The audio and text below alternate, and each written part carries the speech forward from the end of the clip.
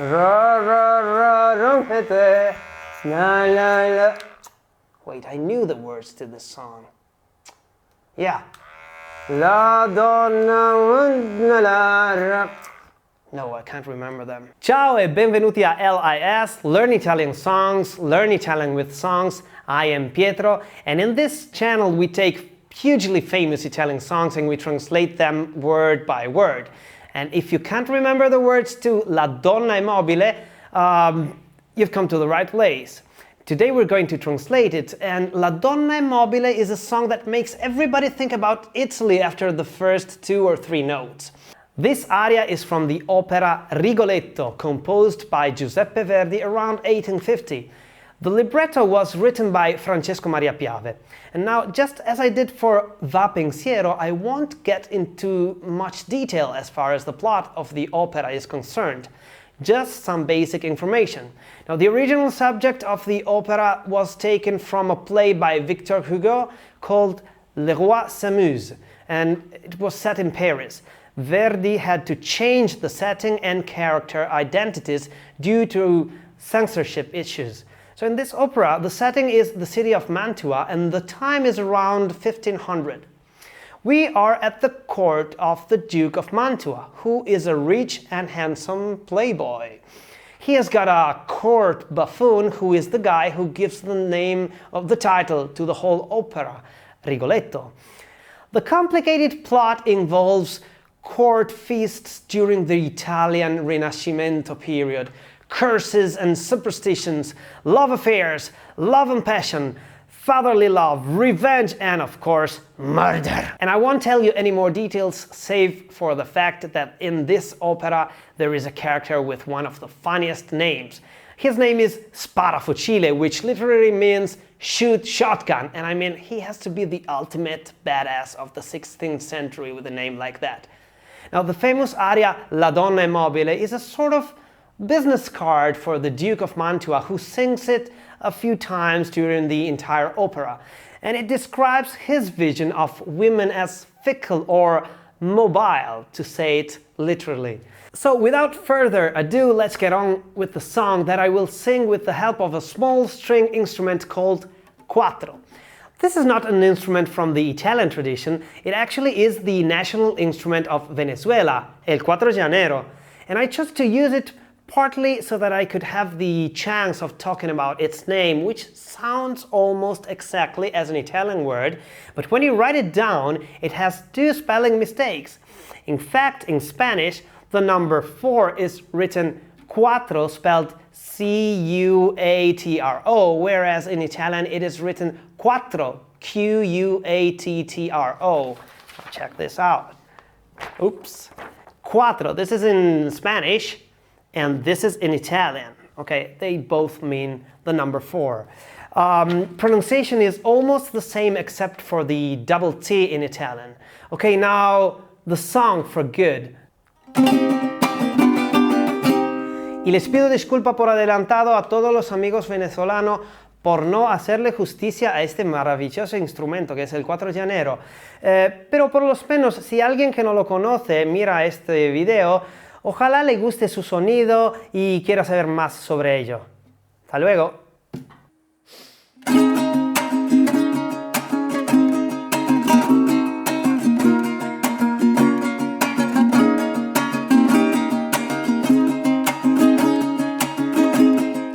La donna è mobile, qual piuma al vento, muta d'accento e di pensiero, sempre un amabile, leggiadro viso, impianto in riso e menzognero. La donna è mobile, qual piuma al vento, muta d'accento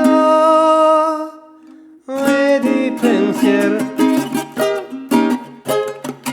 E di pensier, e di pensier. È sempre misero chi a lei s'affida, chi le confida, mal cauto il cuore, pur mai non sentesi felice appieno chi su quel seno non liba amore. La donna è mobile, qual piuma al vento, muta d'accento e di pensiero. E di pensier, e di pensier.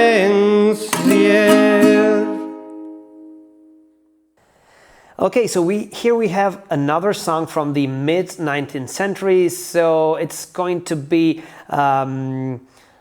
not easy to understand for Italian native speakers and maybe a bit harder for you, but just bear with me. This is not going to be a very poetic translation, but I'm trying to highlight the meaning of the single words and the structure of the sentences. So la donna è mobile literally means the woman is mobile, able to move. La donna è mobile, the woman is mobile, meaning that she's fickle, she's voluble, she's flighty.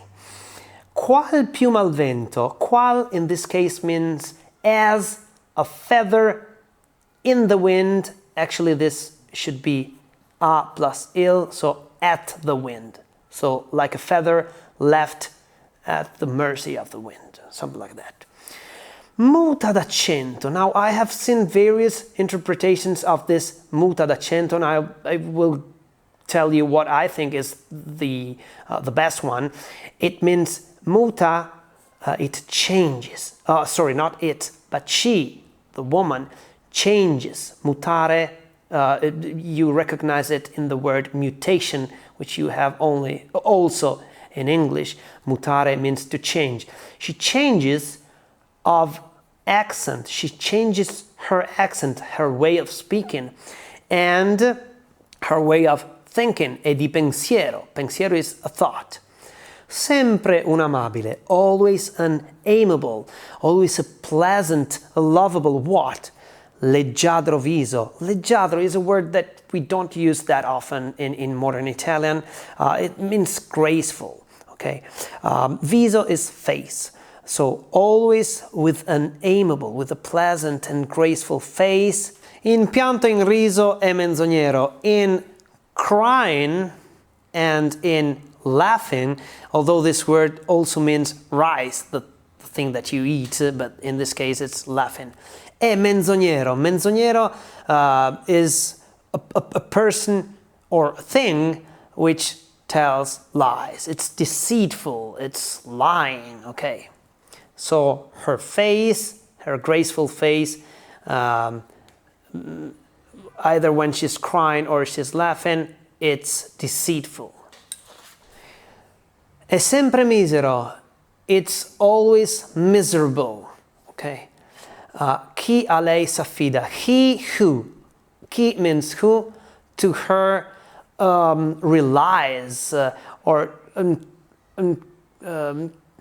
confides in her, sort of, okay? The one who relies on her or confides in her.